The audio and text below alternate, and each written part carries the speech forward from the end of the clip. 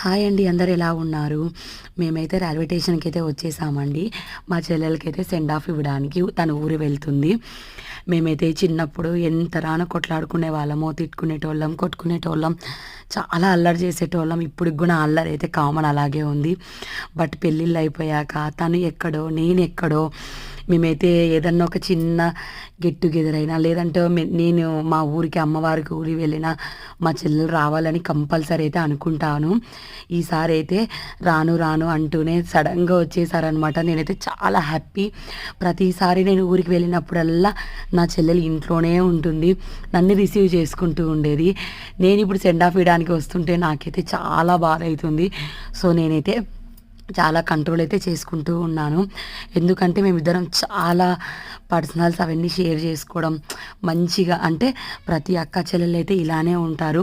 అన్న తమ్ముళ్ళ దగ్గర లేని బాండింగ్ ఇలా అక్క చెల్లెల దగ్గర అయితే ఖచ్చితంగా ఉంటుంది అయితే చెప్తాను నేను. ఆ పాప ఎంత దూరం వెళ్ళినా ఆ ప్రేమలు అవన్నీ దగ్గర అవుతానే ఉంటాయని నేనైతే అనుకుంటా ఉంటాను. అక్క చెల్లె బాండింగ్ అంటే ఇలానే ఉంటుంది. సో ఆ పాప వెళ్తూ ఉంటే నాకైతే చాలా బాధ అవుతుంది అనమాట అలా ట్రైను. సో మరి ఇంకెప్పుడు వస్తుందా అని వెయిట్ చేస్తూ ఉన్నాను నేనైతే. తను కూడా వీడియో తీసుకుంటూ ఉంది. నేను కూడా ఇది మెమరీగా ఉండాలని వీడియో తీసుకుంటూ ఉన్నాను అనమాట.